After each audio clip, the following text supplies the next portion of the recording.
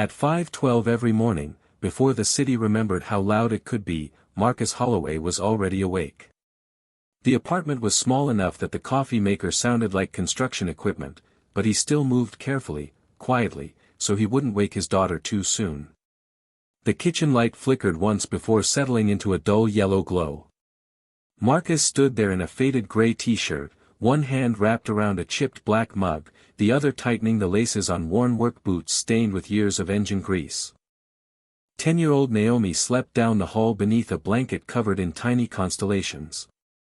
He checked on her every morning before work. Always. Like a ritual.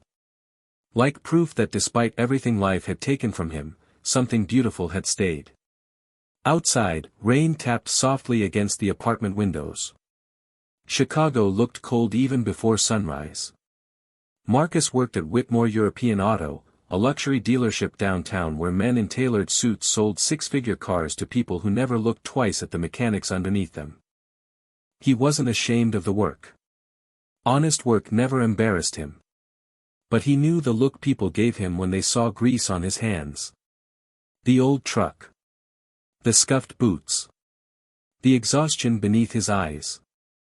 To most customers, he was background noise. A man meant to fix things quietly and disappear. "Daddy," Naomi mumbled sleepily from the hallway, dragging her backpack behind her. "You forgot your lunch." He smiled faintly as she handed him the dented metal lunchbox sitting beside the sink. There was a small drawing taped to the lid. Stick figures. Him and her holding hands beside a crooked yellow sun. "Can't survive without this," he said. "Especially the masterpiece." Naomi grinned. "You say that every day." "Because it's true every day."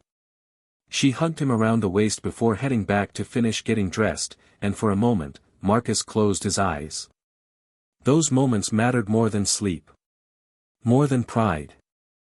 More than the ache in his shoulders after 12-hour shifts beneath imported engines no ordinary person could afford. By 7:30, fluorescent lights flooded the service garage downtown. Mechanics shouted over air compressors. Tires squealed against polished concrete. Expensive perfume drifted through the lobby whenever clients stepped inside from the rain. Marcus kept his head down beneath the hood of a silver Aston Martin while cold jazz played softly through ceiling speakers. That was when he heard her voice for the first time. Calm. Sharp. Controlled enough to make an entire room straighten instinctively. "I specifically said no fingerprints on the interior." Marcus glanced up slightly. A white woman stood near the service counter in a cream-colored coat that probably cost more than his monthly rent. Elegant. Composed. Her blonde hair tied back neatly despite the rain outside. One hand held the keys to a black Bentley SUV while the other pressed a phone against her ear. Claire Whitmore. Most of the staff recognized her instantly. Owner's daughter. Executive director. The woman rumored to be taking over the entire Whitmore empire before 40. She wasn't loud. She didn't need to be. The room bent itself around her anyway. Marcus lowered his eyes back to the engine. People like her didn't notice men like him unless something went wrong. But something already had.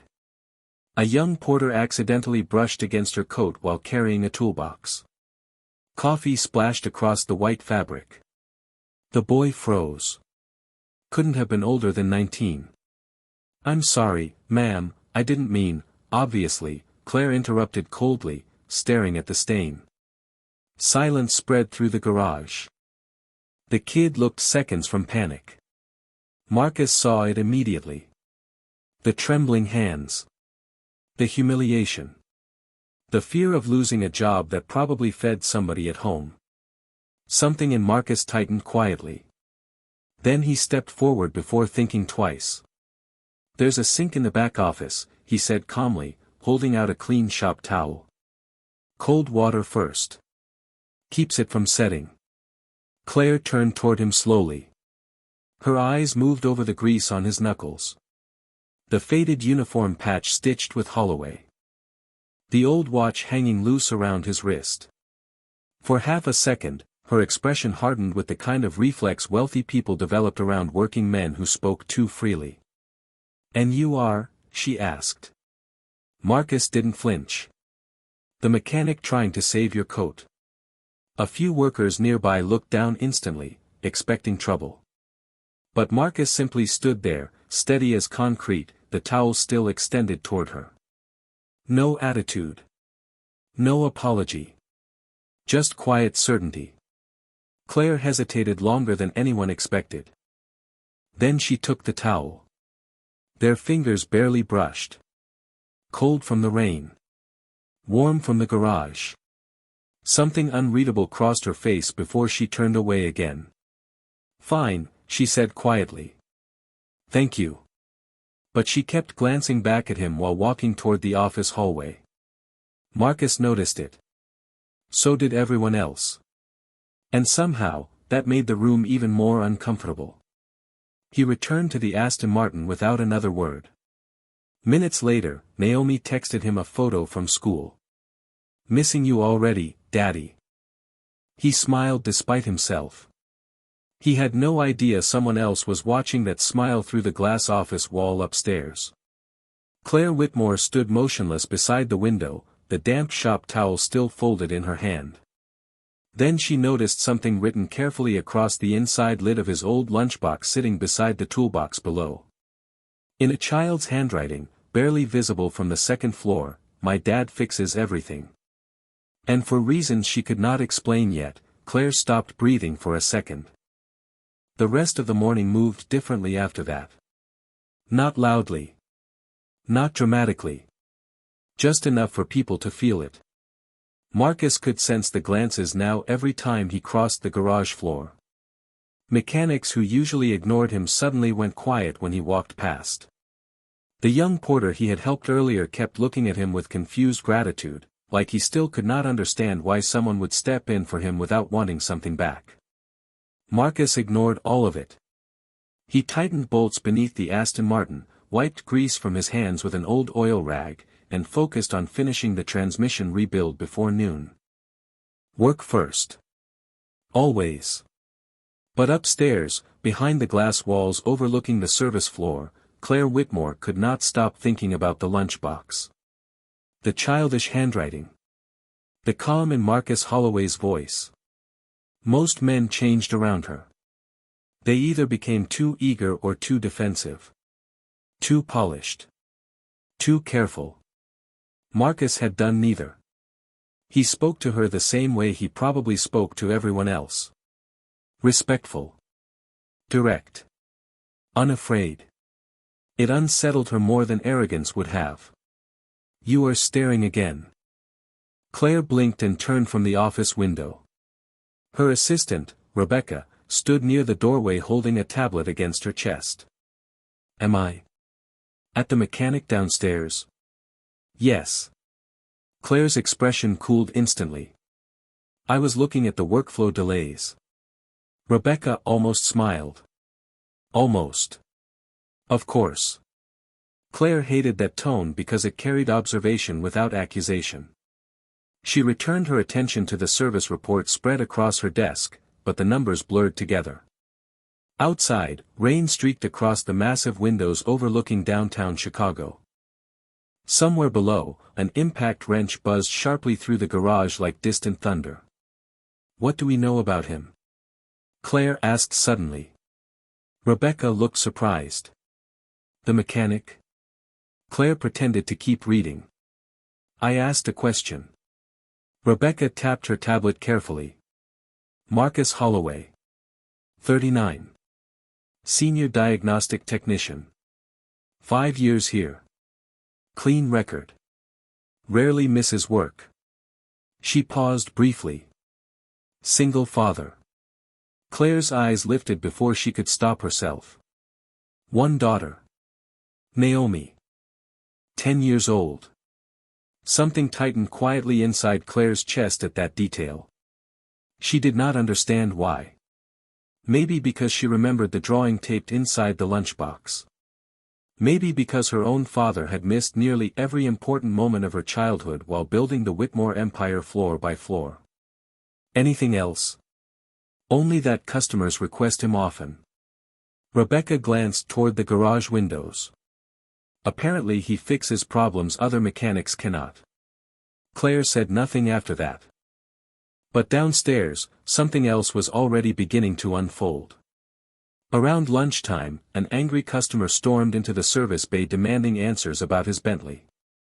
Expensive suit. Red face.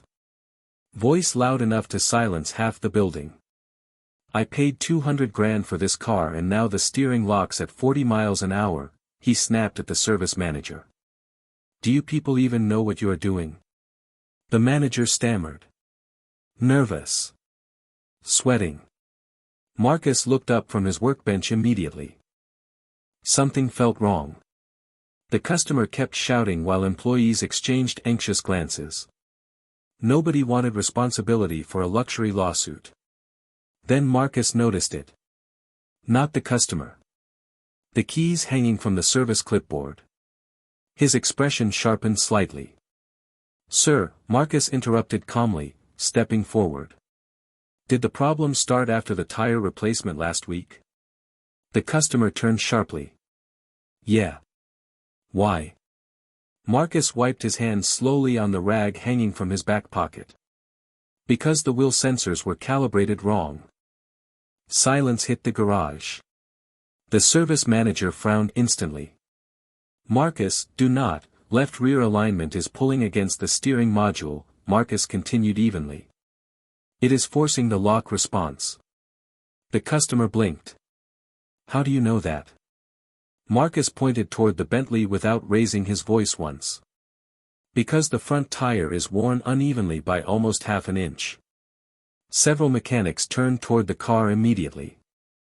Marcus walked over calmly, crouched beside the wheel, then ran two grease-stained fingers lightly along the inside tread. There, he said quietly. See it? The room went silent. Even the customer stopped talking. Upstairs, Claire had stepped back to the glass wall again without realizing it. And for the first time since taking over Whitmore operations, she watched every person in that garage look at Marcus Holloway differently. Not like a mechanic. Not like background noise. Like someone they had underestimated for far too long. Then the customer asked the question that made Claire's stomach tighten unexpectedly. Who trained you? Marcus stood slowly, eyes calm, shoulders steady beneath the faded uniform. But before he answered, his old phone buzzed loudly in his pocket. One text message. From Naomi. Daddy. I think somebody is following me outside school. The garage noise faded behind the ringing in Marcus Holloway's ears. For 1 second, everything else disappeared. The Bentley customer. The staring mechanics. The fluorescent lights humming overhead. All of it blurred into the background as he looked down at Naomi's message again. Daddy. I think somebody is following me outside school. His jaw tightened instantly. Not panic. Marcus had learned long ago that panic solved nothing. But something cold moved through his chest anyway. Protective. Sharp. Ancient. He typed quickly with grease-stained fingers. Stay inside the front office. Do not leave until I get there. Call me now. The phone rang almost immediately. Daddy? Naomi's voice sounded smaller than usual. That alone made his stomach turn. Marcus grabbed his jacket from the workbench. Hey, baby. Listen to me carefully. Are you inside? Yeah.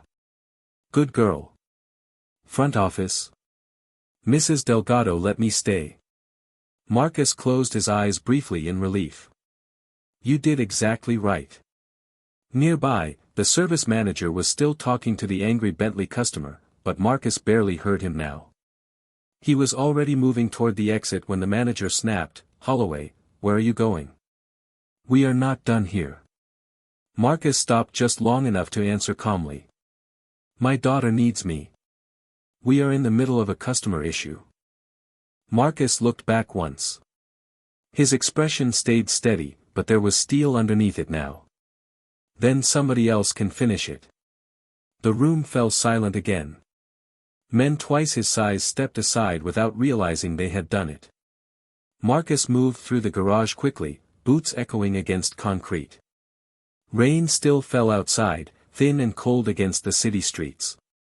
Upstairs behind the office glass, Claire Whitmore watched him leave with an urgency she had not seen before. Something about the look in his eyes unsettled her. Not fear. Focus. The kind that came from a man carrying responsibilities nobody else could see. "Where is he going?" she asked quietly. Rebecca checked her phone. Apparently his daughter texted him from school. Claire's attention sharpened instantly. Something happened. Nobody knows. Claire kept staring through the rain-streaked glass toward the garage doors long after Marcus disappeared outside. Then she noticed something else. He had left his lunchbox behind. The old metal one with Naomi's drawing taped inside. A mechanic nearby reached for it absent-mindedly, probably intending to move it off the workbench. Claire surprised herself by speaking before she thought about it. "Do not touch that." The mechanic froze. Claire walked downstairs herself. Her heels clicked softly across the polished floor while employees exchanged confused looks. She picked up the lunchbox carefully with both hands. It felt heavier than it should have. Not physically. Emotionally. There were scratches along the corners. Tiny dents. Years of use. Years of survival. The kind of object people carried when they could not afford replacement after replacement. Claire opened it slightly before stopping herself. That felt too personal. Too intimate somehow. She closed it again immediately. But not before noticing another folded paper tucked carefully beneath the lid. A child's spelling test. 100%. Gold star in the corner. "Nice work, Naomi." Claire stared at it longer than she meant to. Something shifted quietly behind her carefully controlled expression. Across town, Marcus gripped the steering wheel of his old truck while windshield wipers slapped furiously against the rain. Traffic crawled through downtown Chicago like a bad dream. Every red light felt personal. "Daddy?" Naomi whispered through the phone speaker. He softened instantly. "I am almost there. I think maybe I was wrong." "Why do you say that?" "There was a man outside the gate earlier. He kept looking at me." Marcus turned sharply onto another street.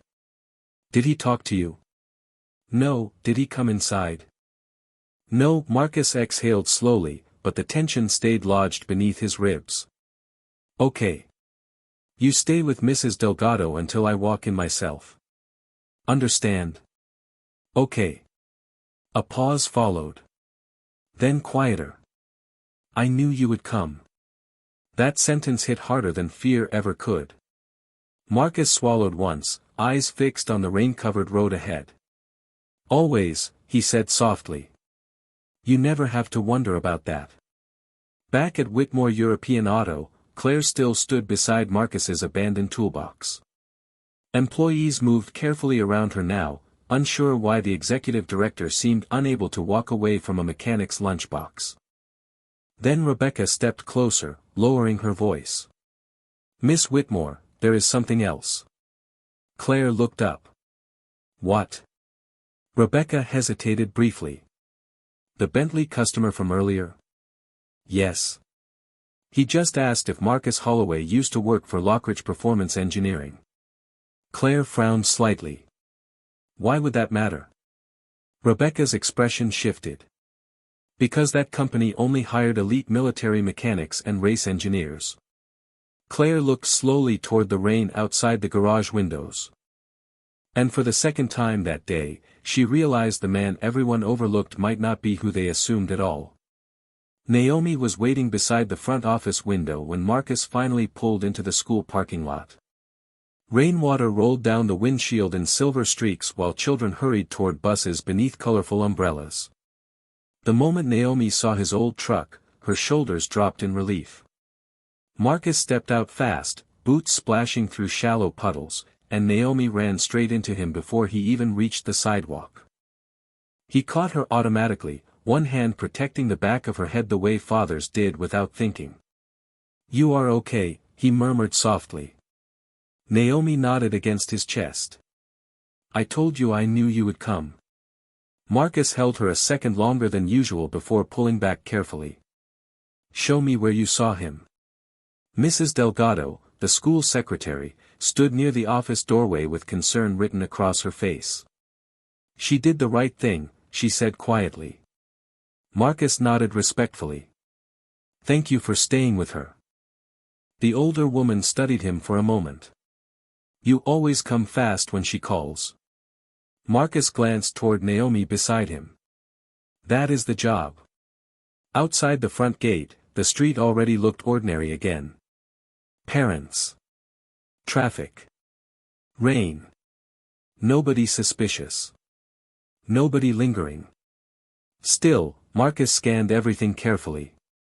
Years ago, long before Whitmore European Auto, he had trained himself to notice details other people missed. The parked gray sedan with fogged windows.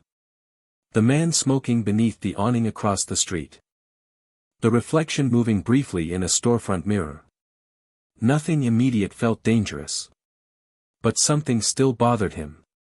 Naomi tugged lightly on his jacket sleeve. "Maybe I overreacted." Marcus crouched to her eye level instantly.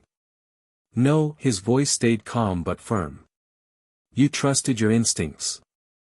That matters." She looked down at her sneakers. He just kept staring. Marcus nodded slowly. "Sometimes people are strange. Sometimes they are lost. But if something feels wrong, you tell me every single time. Understand?" "Okay." He brushed rainwater gently from her braids before standing again. Quiet strength. That was what people saw in Marcus Holloway. But Naomi knew something deeper. No matter how tired he looked after work. No matter how empty the fridge became near payday. No matter how heavy life got. He always made her feel safe. Back downtown, Claire Whitmore sat alone in her office long after most executives had moved on to afternoon meetings. Marcus's lunchbox still rested on the corner of her desk beside financial reports worth millions of dollars. Somehow the lunchbox felt more real. More honest. She opened the employee file Rebecca had forwarded minutes earlier. Marcus Holloway. Former diagnostic specialist. Lockridge Performance Engineering. Claire frowned slightly at the screen. Lockridge was not some ordinary repair shop. It handled elite racing teams, military contracts, custom European performance systems. Men spent decades trying to get hired there. "Why would someone leave that to work here?" she asked quietly. Rebecca stood nearby with folded arms. "No idea." Claire kept reading.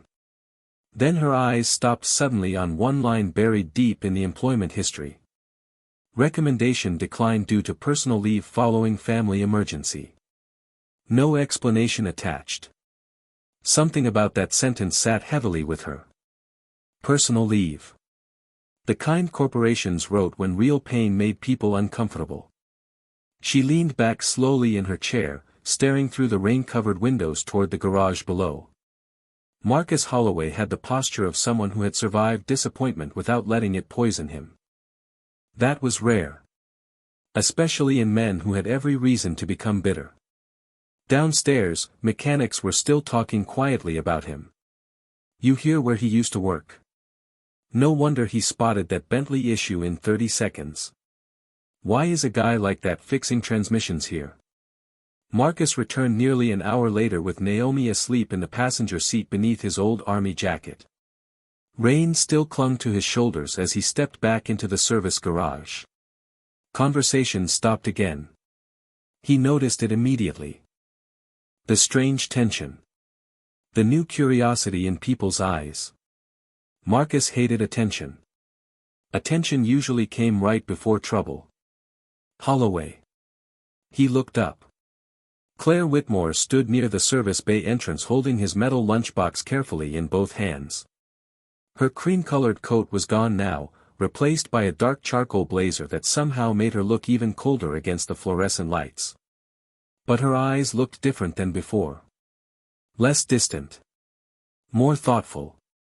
Marcus walked toward her slowly. "You left this."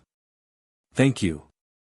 He reached for it, but Claire hesitated for the smallest fraction of a second before letting go. "Your daughter is okay?" she asked quietly. Marcus looked surprised she remembered. "Yeah. She is fine." Claire nodded once. Then her eyes drifted toward the gold star spelling test partially visible beneath the lunchbox lid. "Naomi seems smart."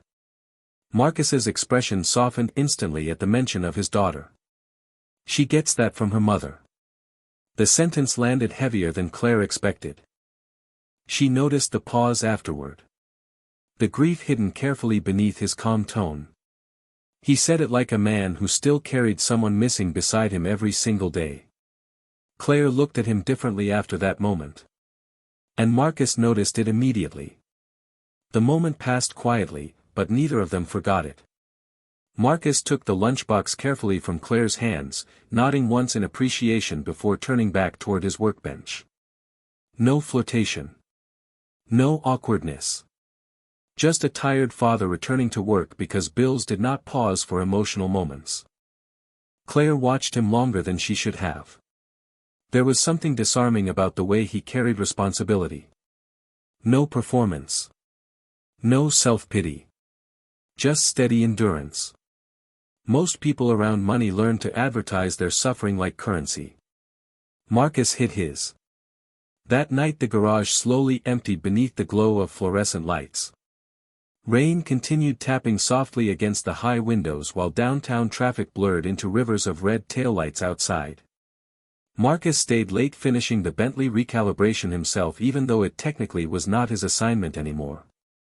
He could have left it unfinished after the customer issue. Nobody would have blamed him. But Marcus Holloway did not know how to leave problems half-fixed. It was the same reason Naomi trusted him without hesitation. Around 8:40 p.m., he finally wiped his hands clean and shut the diagnostic tablet off. Most of the building had gone quiet by then except for distant vacuum cleaners and muted elevator chimes drifting through the luxury showroom upstairs. Marcus grabbed his jacket, toolbox, and lunchbox before heading toward the employee exit. Then he noticed the lights still on inside the executive office overlooking the showroom floor. Claire Whitmore sat alone behind the glass wall, heels off now, reading through a stack of contracts beside a cold cup of coffee. The city skyline glowed behind her in silver and blue reflections. For the first time all day, she looked less like a corporate executive and more like someone exhausted from carrying too much. Marcus should have kept walking. Instead, he stopped near the doorway and glanced toward Rebecca's empty desk. "She's still up there?" The night receptionist nodded quietly. "Been there since 6 this morning." Marcus frowned slightly without meaning to. "Did she eat?" "I do not think so." He looked back toward the office once more. Claire rubbed her temples briefly before returning to the paperwork in front of her. Even from a distance, Marcus could recognize that look. Survival mode. The kind people slipped into when they forgot they were human beings first. He hesitated only a second before walking toward the employee break room. 10 minutes later, Claire heard a soft knock against the partially open glass door. "We are closed," she said without looking up. "Not selling anything." That made her glance up. Marcus stood near the doorway holding a paper plate wrapped loosely in foil. His work jacket hung over one shoulder. "What is that?" she asked. "Lasagna." Claire blinked once, clearly confused. The cafeteria lady made too much before closing. She said somebody should take it upstairs before it dries out. That was not entirely true. Mrs. Porter had offered leftovers to everyone downstairs. Marcus had been the one who asked for an extra plate. Claire studied him carefully. And you volunteered? Marcus shrugged lightly. You looked busy. The room fell quiet. Soft piano music drifted faintly from somewhere in the showroom below. Claire realized suddenly that nobody had brought her food during a late work night in years. Most employees were too intimidated to interrupt her. Others assumed powerful people did not need small kindnesses. You can leave it there, she said quietly. Marcus placed the plate near her desk beside the untouched coffee. You should eat while it is warm. Claire almost replied with something cold out of habit. Some automatic executive reflex designed to keep distance between herself and everyone else. But Marcus was already turning to leave before she could say anything. Mr. Holloway. He paused. Yeah. She looked at the paper plate for a moment before meeting his eyes again. Thank you. Marcus gave one small nod. Long nights hit harder on an empty stomach. Then he walked away. No expectation. No lingering. No attempt to impress her. Claire sat there motionless after he disappeared down the hallway. The warm smell of baked cheese and tomato sauce filled the office softly. Familiar somehow. Human. She pulled the foil back slowly and noticed something tucked beneath the paper plate. A folded napkin. 2 words written carefully in black marker. For Naomi.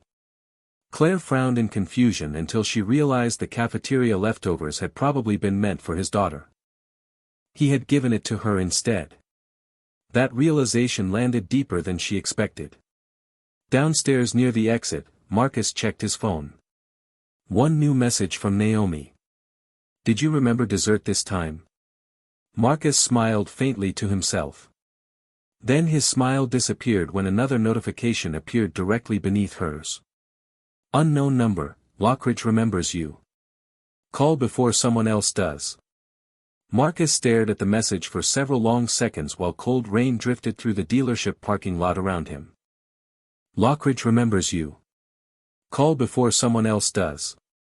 The screen glowed against his tired face before he locked the phone without replying. His reflection lingered faintly in the dark truck window. Older now. More worn around the eyes. But not broken. Never broken. He slipped the phone into his pocket and climbed behind the wheel quietly. Across town, Naomi was probably sitting cross-legged on the couch waiting for dessert he had absolutely forgotten again. That thought grounded him instantly. Whatever ghosts wanted his attention tonight could wait until after his daughter smiled. Upstairs in the executive office, Claire Whitmore sat alone with the untouched contracts pushed aside beside her laptop. The lasagna plate was empty now except for a folded plastic fork resting near the edge. She could not remember the last time food tasted comforting instead of functional.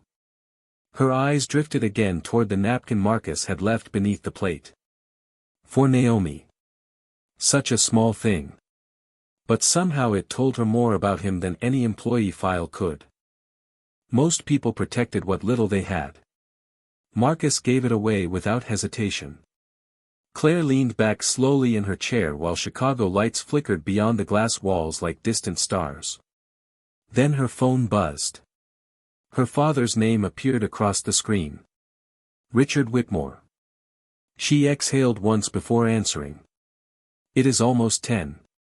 That is not an answer. His voice carried the same controlled authority that built Whitmore European Auto into a national luxury empire. Claire closed her eyes briefly. Good evening to you too. Rebecca says you are still at the office. Rebecca talks too much. Rebecca worries because you work yourself into the ground. Claire glanced toward the empty plate on her desk. I ate. A pause followed. Now I know something is definitely wrong. Despite herself, Claire smiled faintly. Richard noticed everything. Always had. There is a mechanic downstairs, she said quietly before realizing she had spoken the thought aloud. Silence hummed softly through the phone line. A mechanic. Former Lockridge Performance Engineering. That got his attention immediately. What is someone from Lockridge doing changing tires in our garage? That is exactly what I want to know. Richard Whitmore became very quiet after that. Claire recognized the shift instantly. Her father only went silent when he was thinking several moves ahead. What is his name? Marcus Holloway. Another pause. Longer this time. Interesting, Richard murmured. Claire straightened slightly. You know him? No, but something in his tone suggested uncertainty. Keep an eye on that one. Why? Because men do not walk away from Lockridge unless something expensive breaks. Before Claire could press further, her father changed the subject completely. Go home, Claire. I still have projections to review. The company survived before midnight spreadsheets existed. His voice softened slightly. Do not become so busy building a life that you forget to live one. The call ended quietly after that, but his words lingered longer than Claire expected. Down in Queens, Marcus unlocked the apartment door carrying a small paper bag from the corner bakery. Naomi looked up instantly from the couch beneath a pile of homework papers. You remembered. Marcus lifted the bag slightly. Your father occasionally performs miracles. Naomi grinned and hurried over while he shrugged out of his damp jacket. The apartment smelled faintly of cinnamon candles and laundry detergent. Safe. Warm. Small enough that nothing inside could pretend to be something it was not. Naomi pulled 2 slices of cheesecake from the bag and narrowed her eyes suspiciously. You forgot at first, though. Marcus loosened his boots with a tired smile. Maybe. I knew it. She laughed softly before stopping suddenly. Daddy? Yeah. You look worried. Children always noticed first. Marcus sat beside her on the couch slowly. Just work stuff. Naomi studied him carefully. The rich lady. Marcus blinked once. The what? The pretty boss lady. He almost choked on his own breath. Naomi. What? You talk different when she texts. She does not text me. Naomi smiled with the dangerous confidence only 10-year-old daughters possessed. Yet. Marcus shook his head slowly, but the corner of his mouth betrayed him for half a second. Naomi noticed immediately. Then his phone buzzed again. Unknown number. This time attached to a photo. Marcus opened it carefully. The image showed an old Lockridge engineering bay from years ago. Younger mechanics. Race vehicles. Diagnostic stations. And standing near the center beneath harsh fluorescent lights was a younger version of Marcus himself beside a man whose face had been blacked out digitally. Beneath the image were only 4 words. She works for him. Marcus stared at the screen while Naomi kept talking beside him about school projects and spelling tests. But he barely heard her now. Because somewhere deep in his chest, something old and unfinished had just started breathing again. Marcus did not sleep much that night. Long after Naomi drifted off beneath her constellation blanket, he sat alone at the tiny kitchen table with the old photo glowing dimly on his phone screen. Rain still tapped softly against the apartment windows while the refrigerator hummed in uneven bursts behind him. The younger version of himself in the photo barely looked familiar anymore. Cleaner eyes. Straighter shoulders. A man who still believed talent alone could protect what mattered. Marcus rubbed one tired hand across his jaw before locking the screen again. He knew exactly who had sent the message. Or at least the kind of people who would. Lockridge had always attracted brilliant men with expensive secrets attached to them. Engineers. Investors. Former military contractors. Men who smiled while hiding knives behind legal contracts instead of fists. Marcus had walked away from that world for a reason. But now somehow it had found him again. Across the city, Claire Whitmore stood barefoot in her penthouse kitchen staring absently into a glass of sparkling water she had forgotten to drink. Chicago stretched beneath her floor-to-ceiling windows in rivers of gold and white light. Beautiful. Empty. Silent in the way expensive places often became after midnight. Her father's words still lingered in her mind. Keep an eye on that one. Claire disliked being intrigued by employees. It complicated things. People usually disappointed her eventually. Either they wanted access to money, influence, approval, or rescue. Marcus Holloway wanted none of those things. That alone made him dangerous in a way she could not explain. She opened his employee file again despite herself. Not because she needed more information. Because she was trying to understand the contradiction. Elite engineering background. Quiet mechanic salary. Single father. No complaints. No ambition visible on paper. Men did not disappear from careers like that without a story attached. Her phone buzzed softly against the marble countertop. Rebecca. You are awake too? Claire asked quietly. You sound surprised. It is after midnight. Rebecca hesitated briefly. There is something you should probably know before tomorrow morning. Claire straightened slightly. What happened? One of the senior mechanics filed a complaint tonight. Of course. Claire closed her eyes briefly. About Marcus. Apparently some employees think he embarrassed management by overriding the Bentley diagnosis publicly. Claire's expression cooled immediately. He fixed the problem. That is not the issue. Rebecca lowered her voice slightly. People are starting to ask why someone with his background is working under supervisors who know less than he does. Silence settled heavily between them. Claire understood corporate insecurity very well. Competence threatened fragile people faster than arrogance ever could. Who filed it? Darren Pike. Claire almost sighed aloud. Darren had spent 15 years climbing Whitmore management by protecting territory instead of improving results. I will handle it tomorrow, she said quietly. After the call ended, Claire walked slowly toward the massive windows overlooking the sleeping city.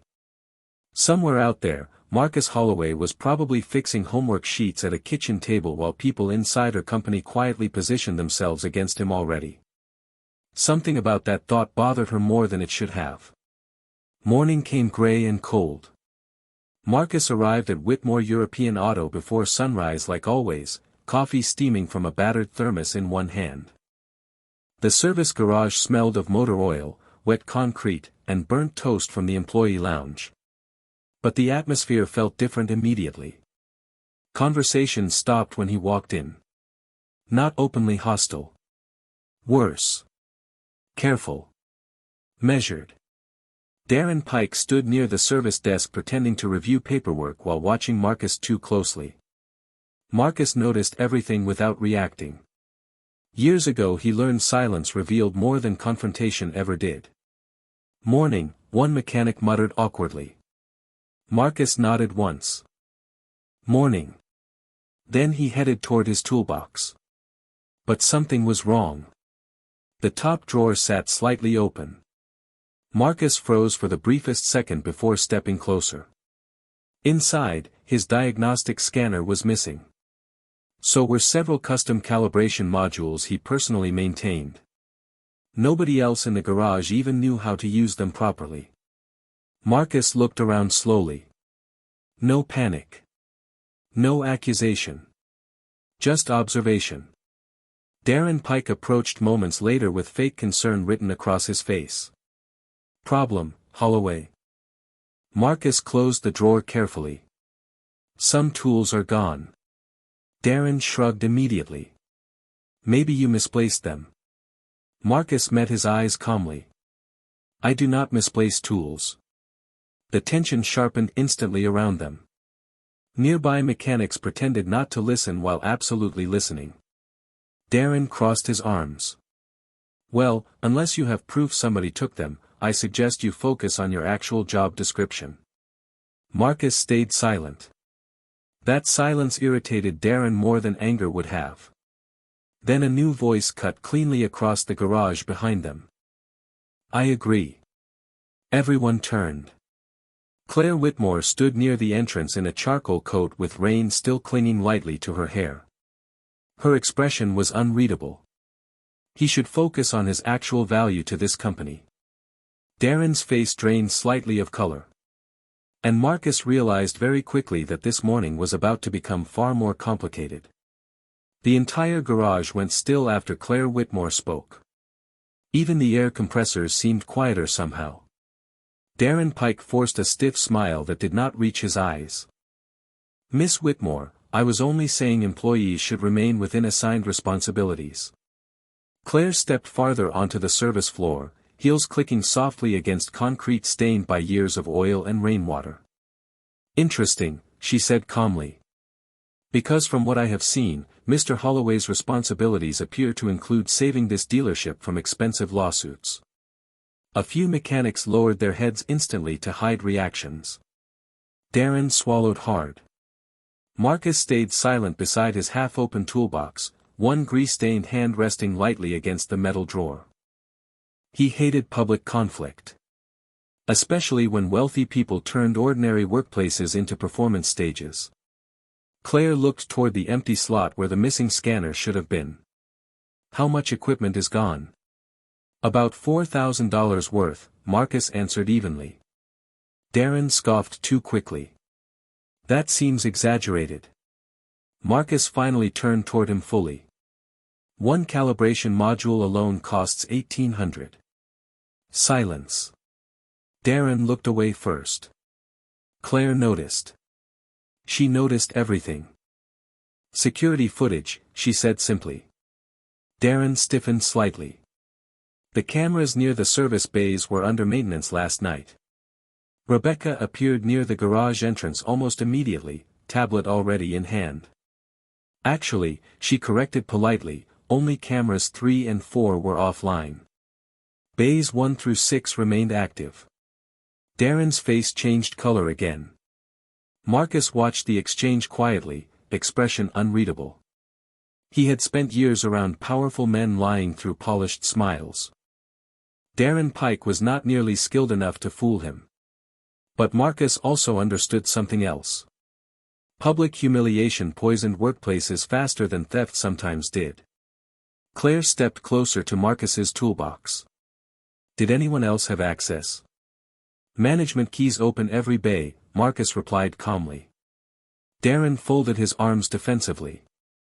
"Are we seriously interrogating supervisors over missing tools now?" Claire met his eyes without blinking. "No. We are investigating why a senior mechanic's equipment disappeared less than 24 hours after multiple people learned he was overqualified for his position." The sentence landed hard. Too hard. Nearby mechanics exchanged glances immediately. Marcus noticed several things at once then. Darren's pulse twitching visibly near his jaw. Rebecca watching him carefully now. And Claire Whitmore standing in defense of a mechanic she barely knew. That last detail unsettled him more than the others. Powerful people usually protected systems before individuals. Especially individuals beneath them. "Miss Whitmore," Marcus said quietly, "it is just equipment." Claire turned toward him. "No," her tone softened slightly. "It is respect." The word surprised both of them. Marcus looked at her for a second longer than usual before glancing away. Somewhere above them, soft jazz drifted through the luxury showroom speakers while rain continued sliding down the high windows facing downtown Chicago. The moment felt strangely intimate despite the crowded garage around them. Then Rebecca's tablet chimed softly. She glanced down at the screen. "I found something." Everyone looked toward her instantly. Rebecca hesitated briefly before rotating the tablet toward Claire. Grainy overnight footage flickered across the screen. A figure wearing a maintenance jacket entered Marcus's bay around 11:17 p.m. The face stayed hidden beneath a hood, but the person clearly knew exactly where to look inside the toolbox. No hesitation. No searching. "Can you enhance it?" Claire asked. Rebecca nodded slowly. "Already sending it upstairs." Darren shifted uncomfortably beside them. Marcus noticed immediately.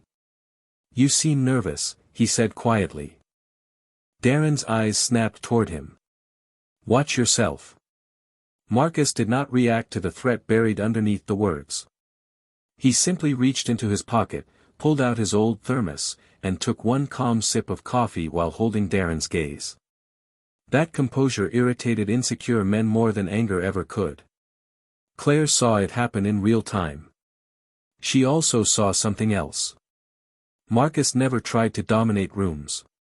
Yet somehow rooms adjusted themselves around him anyway. A younger mechanic suddenly hurried across the garage toward them holding a small black case. "Mr. Holloway?" Marcus frowned slightly. "Yeah. I found this behind Bay 6 near the dumpsters this morning. I thought maybe somebody tossed it by accident." Marcus opened the case carefully. Inside sat one of his missing calibration modules. Water droplets clung to the edges from the rain outside. But that was not what caught his attention. Taped beneath the module was a folded white note. Marcus already knew before opening it that this had nothing to do with stolen tools anymore. Claire watched his face tighten almost invisibly as he unfolded the paper. 3 typed words stared back at him in sharp black ink. "Walk away quietly." Nobody else in the garage understood the meaning behind Marcus Holloway's silence in that moment. But Claire Whitmore suddenly realized something cold and unsettling. Whatever followed Marcus from Lockridge had finally reached her dealership too. Marcus folded the note once and slipped it quietly into his jacket pocket before anyone else could reach for it. His face revealed almost nothing, but Claire Whitmore noticed the change immediately. Not fear. Calculation. The kind that came from a man who had learned danger rarely announced itself loudly.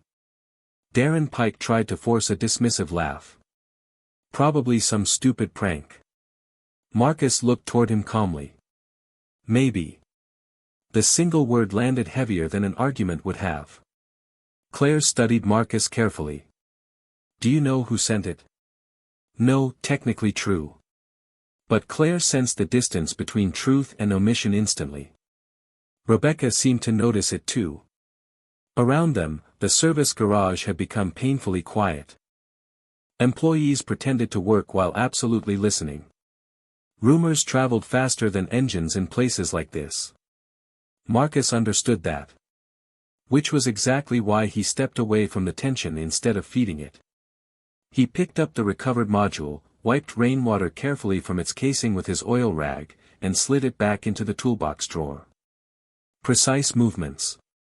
Controlled breathing. Discipline hiding inside ordinary routines. Claire crossed her arms lightly. "You are taking this very calmly." Marcus shut the drawer. Getting angry would not help much. "Someone threatened you." He glanced toward her. "Would not be the first time." That answer hit harder than Claire expected. Something about the quiet exhaustion in his voice made the entire conversation feel older than this garage. Older than Whitmore European Auto. Darren shifted again beside them. "If we are done with the drama, some of us have actual work to do." Claire turned toward him sharply. "Then perhaps you should start by explaining why your management override code appeared on the overnight access logs near Bay 6. The color drained from Darren's face instantly. Rebecca lowered the tablet slightly. "I was just about to mention that." Darren opened his mouth too fast. "That does not prove anything." Claire stepped closer now, calm but unmistakably dangerous. "No. But combined with the missing equipment, false camera claims, and intimidation note?" Her eyes hardened. "It proves enough for suspension pending investigation." Several mechanics froze completely. Darren stared at her in disbelief. "You cannot suspend me over some mechanic." The sentence echoed badly the moment it left his mouth. Marcus looked down briefly, almost tired rather than offended.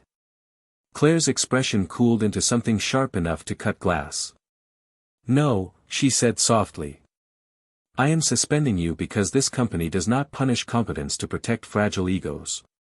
Silence swallowed the garage whole. Darren looked around desperately for support, but nobody moved. Because deep down, every employee there knew she was right. Darren ripped his keycard from his belt with shaking hands. "You are making a mistake." Claire never blinked. "Then it will survive review." He stormed toward the exit without another word, shoulders rigid with humiliation. The automatic garage doors groaned open briefly before slamming shut behind him again. Rain and cold wind swept through the bay for one sharp second. Then quiet returned. Marcus exhaled slowly through his nose. "You did not have to do that." Claire looked toward him. "Yes, I did. Management usually protects management. Bad management destroys companies." Their eyes held for a second longer than either intended. Somewhere nearby, an engine turned over unsuccessfully before dying again. The ordinary sound somehow broke the tension slightly. Rebecca cleared her throat carefully. "Miss Whitmore, your 10 o'clock investors are waiting upstairs." Claire did not move immediately. "Reschedule 15 minutes. Rebecca blinked. "These are the Zurich partners. Then they can enjoy our coffee longer." Rebecca hid a small smile before walking away quickly. Marcus noticed it. "You are going to make powerful people angry for defending a mechanic." Claire's answer came without hesitation. "I think powerful people survive disappointment better than decent people survive humiliation." The sentence settled between them quietly. Marcus looked at her differently after that. Not because she was beautiful, though she was. Not because she carried wealth and authority like armor. But because for the first time since meeting her, she sounded less like a CEO and more like someone who understood loneliness too well. Then Marcus's phone buzzed again inside his jacket. He almost ignored it until he saw Naomi's school number flashing across the screen. Every protective instinct inside him sharpened instantly. Claire noticed his expression change. "What is it?" Marcus answered the call immediately. "Hello." Mrs. Delgado's nervous voice crackled through the speaker. "Mr. Holloway. Naomi is fine, but there is a man here asking questions about you." The entire garage suddenly felt colder. Marcus's jaw tightened slowly. "What kind of questions?" A pause followed. Then quieter. "He asked if your daughter still waits alone after school on Thursdays." Claire watched Marcus very carefully then. And for the first time since meeting him, she saw something dangerous move behind his calm. Marcus walked out of the garage before the call even ended. Fast. Focused. Not frantic. Claire Whitmore followed instinctively several steps behind him while rain hammered against the dealership windows overhead. "Mrs. Delgado," Marcus said calmly into the phone, "listen carefully. Is Naomi with you right now?" "Yes." "Keep her inside the office. Lock the front entrance if you have to." His voice never rose. But Claire could hear the steel underneath every word now. The kind forged through old fear and older responsibility. "Did the man give a name?" Marcus asked. "No. He left when I said Naomi was not available." Marcus stopped briefly beside his truck in the parking lot, eyes scanning the street automatically. "What did he look like?" "Tall. Gray coat. Maybe mid-50s. Mrs. Delgado hesitated. "Mr. Holloway, he knew Naomi's schedule." Marcus closed his eyes for half a second. That detail hit differently. Claire saw it happen. The smallest fracture beneath the calm. Then he opened the truck door sharply. "I am on my way." The call ended. Rain rolled heavily across the windshield while downtown traffic crawled past in blurred streaks of silver and red. Claire stood beside him beneath the dealership awning, dark hair damp from the wind now. "Marcus." He looked up. "You should not go alone." The sentence surprised both of them. Marcus stared at her for a moment before giving a tired, almost disbelieving breath through his nose. "Claire, this is not your problem." Someone is asking about your daughter. Her eyes hardened slightly. That makes it a problem. Marcus looked away briefly toward the rain-soaked street. Every instinct inside him said protect Naomi first. Handle everything else later. But another quieter instinct noticed something too. Claire Whitmore was standing in cold rain beside a mechanic's truck instead of hiding behind glass offices and security teams. Most people with power avoided complications. She walked toward them. I can handle this, he said finally. Claire crossed her arms lightly against the cold. I did not say you could not. Silence stretched between them while water dripped steadily from the edge of the dealership roof. Somewhere nearby a train horn echoed faintly across the city. Marcus studied her carefully then. The polished executive mask she wore around employees was thinner now. What remained underneath looked tired. Human. Concerned in a way she probably did not allow herself often. Why are you helping me? He asked quietly. Claire answered too honestly to stop herself. Because nobody helped my mother when people started circling my father's company. Marcus frowned slightly. Claire looked toward the rain. Power attracts cowards who hide behind money and legal threats. Her voice softened. You learn to recognize the pattern. Something in Marcus's expression changed at that. Recognition maybe. Shared exhaustion. This has happened before, Claire said carefully. Not a question. Marcus rested one arm against the truck door. A long time ago. At Lockridge. He did not answer immediately. Water slid slowly from the hood of the truck onto cracked pavement below. Finally he spoke. Lockridge built race systems for people who liked winning more than ethics. Claire stayed quiet. Letting him decide how much truth to give. Marcus appreciated that more than she realized. I found something during a contract build, he continued softly. Something hidden inside a performance report. What kind of something? Marcus's jaw tightened slightly. The kind that makes expensive people nervous. Claire understood immediately then. Fraud. Cover-ups. Safety manipulation. Maybe worse. She had spent her whole life around corporations polished enough to hide rot beneath beautiful surfaces. And you walked away. Marcus nodded once. I had Naomi by then. That explained everything somehow.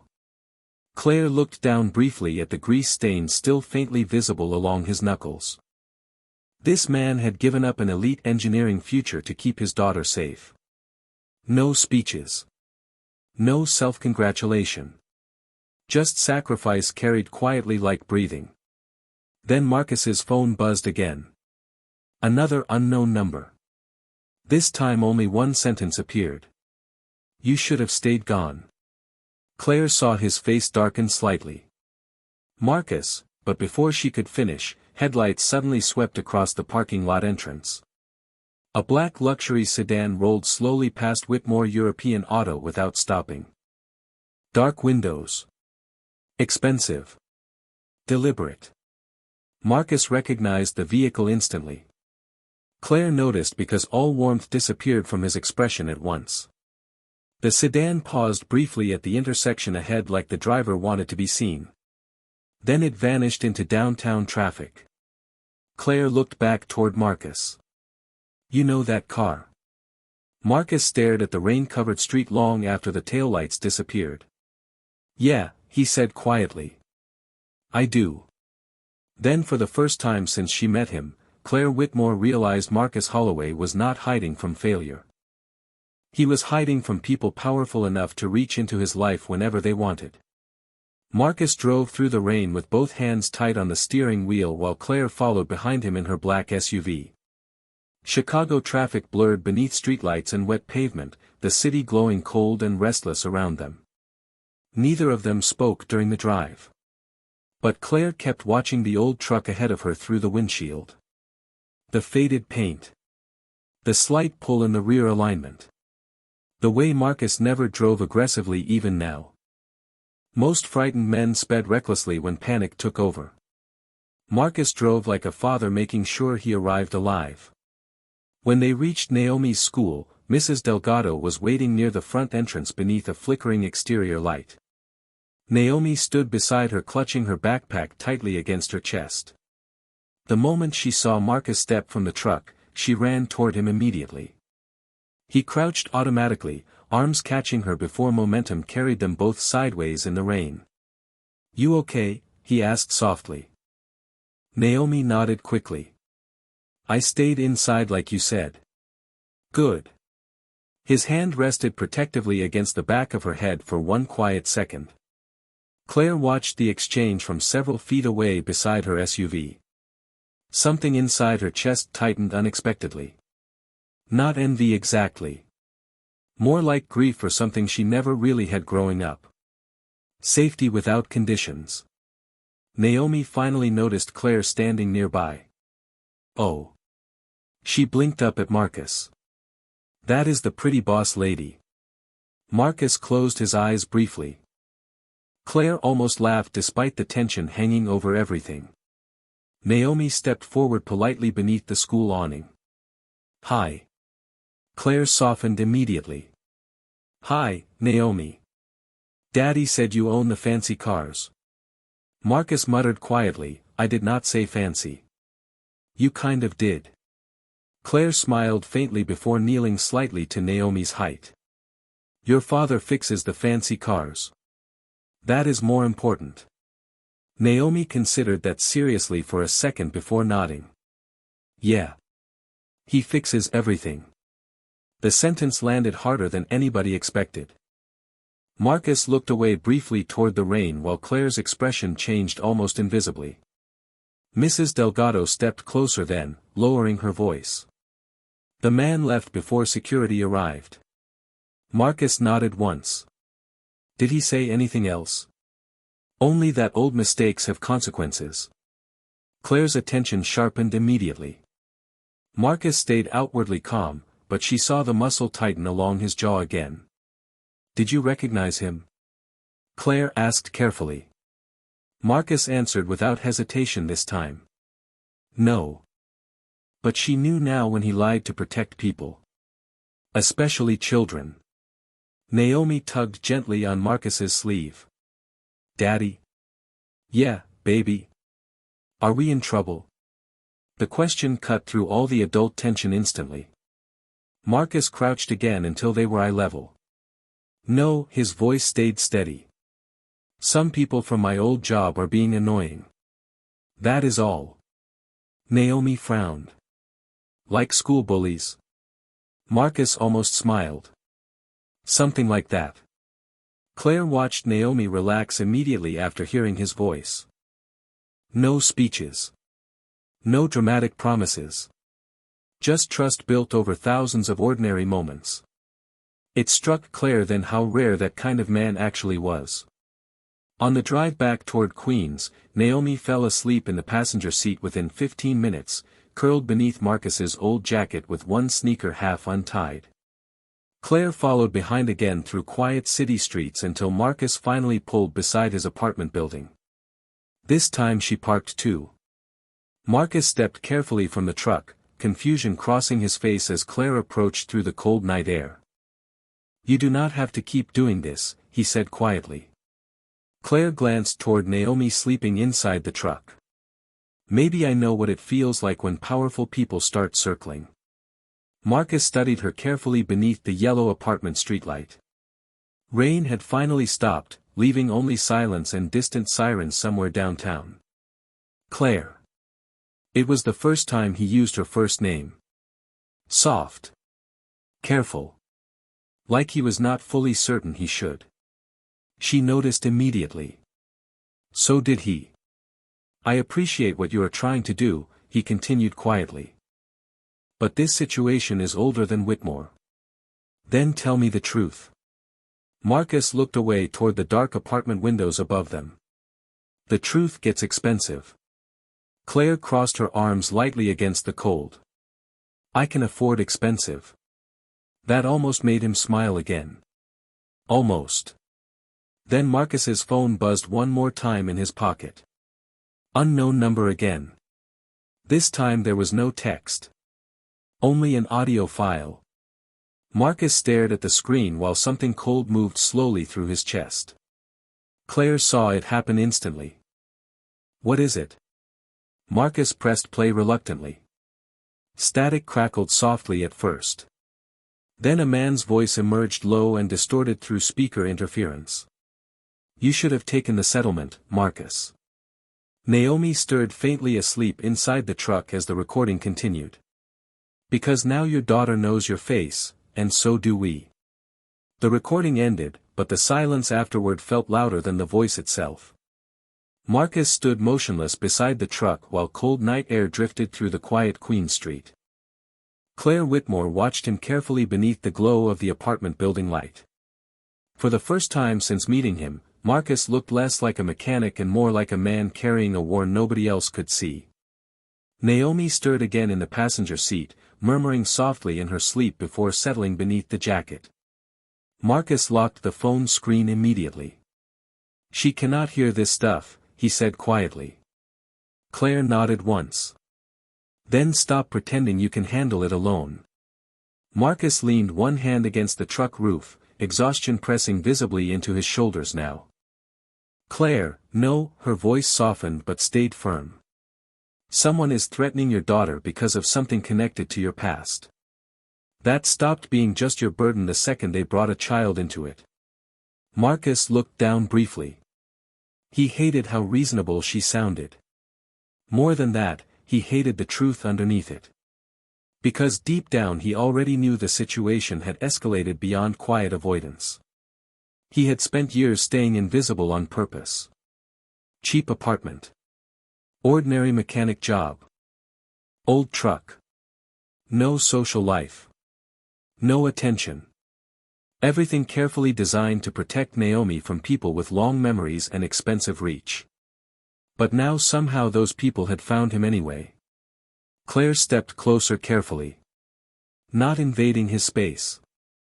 Just close enough that he could hear sincerity in her voice instead of corporate polish. Tell me what happened at Lockridge. Marcus stayed quiet for several long seconds while distant traffic hummed somewhere beyond the neighborhood. Finally he exhaled slowly through his nose. There was a prototype failure. Claire waited. One of the race systems. Marcus stared toward the wet pavement instead of at her. The company buried the report before regulators saw it. Claire's expression hardened slightly. People got hurt. Marcus nodded once. And they wanted me to sign off on false diagnostics afterward.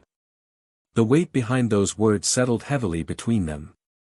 Claire understood immediately what kind of money had probably been involved. What kind of people protected themselves through contracts and intimidation instead of truth. You refused, she said softly. Marcus almost smiled without humor. Turns out integrity is expensive. Claire studied him quietly. No self-righteousness. No dramatic speeches about honor. Just facts delivered by a tired man who made a choice years ago and paid for it ever since. The settlement? She asked carefully. Marcus nodded again. They offered enough money that Naomi and I could disappear comfortably. But you did not take it. This time Marcus finally looked directly at her. If I taught my daughter that silence was something you could buy, then what exactly would I be raising her to become? Claire felt that sentence in places she normally kept locked down. Somewhere deep beneath executive instincts and boardroom armor. Her father had built an empire teaching her strength. Marcus Holloway was teaching his daughter character. The difference suddenly felt enormous. Upstairs, a window opened somewhere in the apartment building and music drifted faintly into the night. Old jazz. Soft trumpet. Human and imperfect against the city noise. Claire crossed her arms lightly against the cold. You should not stay here tonight. Marcus frowned immediately. This is my home. And whoever sent that message knows where it is. He hated that she was right again.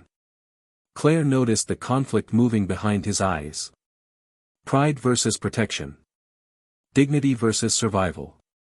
The kind of choices single parents made quietly every day without applause. "Come stay at my guest house," she said before thinking too hard about it. Marcus blinked once in surprise. "Claire, it has private security. Gated access. Cameras." Her voice softened slightly. "And Naomi deserves one night where she can sleep without you staring out windows every 10 minutes. The truth of that landed hard because Marcus had already checked the street 3 times since arriving home. Claire saw the realization hit him too. Neither of them spoke for a moment after that. Then Naomi shifted awake slowly in the truck seat, rubbing tired eyes. "Daddy?" Marcus opened the passenger door immediately. "Hey, baby." Naomi looked sleepily between him and Claire standing nearby beneath the streetlight. "Are we okay?" Marcus brushed gently at her hair. "Yeah." Naomi frowned slightly. "Then why do you look like when the rent bill comes?" Claire laughed softly before she could stop herself. Even Marcus gave a tired breath of amusement through his nose. Naomi looked toward Claire again. "Is the pretty boss lady helping us?" Claire answered quietly. "I am trying." Naomi studied her for one serious second before nodding once like she had reached an important conclusion. "Okay. I think you can." Marcus looked at his daughter then back at Claire Whitmore standing silently in the cold beside them.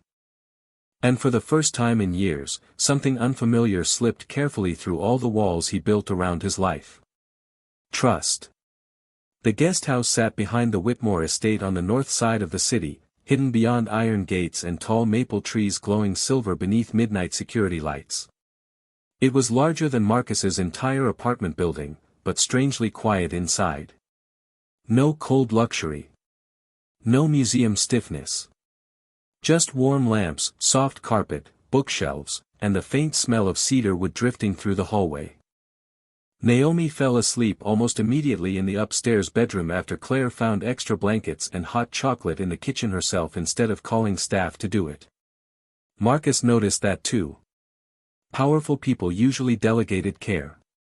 Claire performed it personally. By 1:30 in the morning, the house had gone still except for distant rain tapping softly against the windows again. Marcus stood alone near the living room fireplace staring out across the dark property while his old jacket dried over a nearby chair. His phone rested silent on the table beside him for the first time all day. But silence no longer felt peaceful. Behind him, Claire stepped quietly into the room carrying 2 mugs of coffee. "Could not sleep either?" she asked softly. Marcus accepted the mug with a tired nod. "Not really." Claire settled into the chair across from him, elegant even in exhaustion. The expensive blazer was gone now, replaced by a simple cream sweater that made her look younger somehow. Less guarded. "Naomi is incredible," she said after a moment. Marcus's expression softened automatically at the mention of his daughter. "Yeah. You did that." He looked down briefly into the dark coffee. "Some days it feels more like she saved me than the other way around." Claire understood that sentence more than he realized. She had spent years surrounded by people chasing money hard enough to forget what actually made life meaningful. But Marcus Holloway built his entire existence around one little girl feeling safe enough to sleep peacefully upstairs. There was something almost sacred about that kind of devotion. "You know," Claire said quietly, "my father was rarely home when I was a kid." Marcus listened without interrupting. When he was there, everything revolved around business calls and expansion meetings. Her fingers traced slowly along the coffee mug. "I used to leave drawings outside his office door hoping he would notice them." Marcus's eyes lifted slightly. Claire smiled faintly without humor. Most mornings the papers were gone. Folded neatly by assistants before he ever saw them. Silence settled gently between them after that. Not awkward. Honest. Marcus finally spoke. "Naomi tapes drawings to my lunchbox." Claire looked toward him carefully. "I know." Their eyes met briefly across the soft firelight. Something shifted quietly there. Not dramatic. Not rushed. Just two exhausted adults recognizing loneliness in each other. Then Marcus's phone vibrated suddenly across the table. Both of them froze instantly. Unknown number again. Marcus stared at the screen for several seconds before answering on speaker this time. "What do you want?"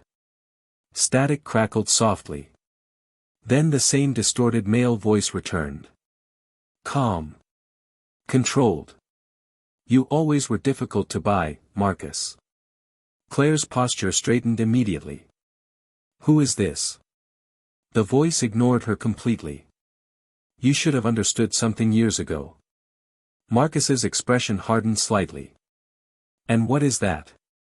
A pause followed. Then quieter. "Good men are dangerous because they make powerful people nervous." Marcus said nothing. The voice continued. "But this does not need to become uglier." Claire reached slowly for her phone, already signaling silent security alerts with practiced movements beneath the table. "There is no settlement anymore," the voice said. "Only one question." Marcus's jaw tightened. "Which is? Will your daughter grow up remembering you as stubborn, or brave?" The line disconnected immediately afterward. Silence swallowed the room. The fireplace crackled softly while rain slid down the windows beyond them. Claire lowered her phone slowly. "Security is tracing the call." Marcus barely heard her. Because for the first time in years, something inside him finally became clear. These people were never going to stop hiding behind threats and intimidation. Not while they believed fear still controlled him. Upstairs, soft footsteps suddenly padded across the hallway floor. Naomi appeared sleepily at the top of the staircase, clutching her blanket against her chest. "Daddy?" Marcus stood instantly. "Hey, baby. What is wrong?" Naomi looked down at him with half-awake eyes. "I had a bad dream." Marcus crossed the room immediately without hesitation. Naomi wrapped her arms around his neck the second he reached her. "It is okay," he whispered softly. "I got you." Claire watched from below while Marcus carried his daughter gently back upstairs beneath the warm hallway lights. And standing there alone beside the dying fire, Claire Whitmore finally understood something that every powerful man from Lockridge had failed to understand about Marcus Holloway. His strength was never the engineering genius. Never the discipline. Never the courage. It was love. Quiet. Unshaken.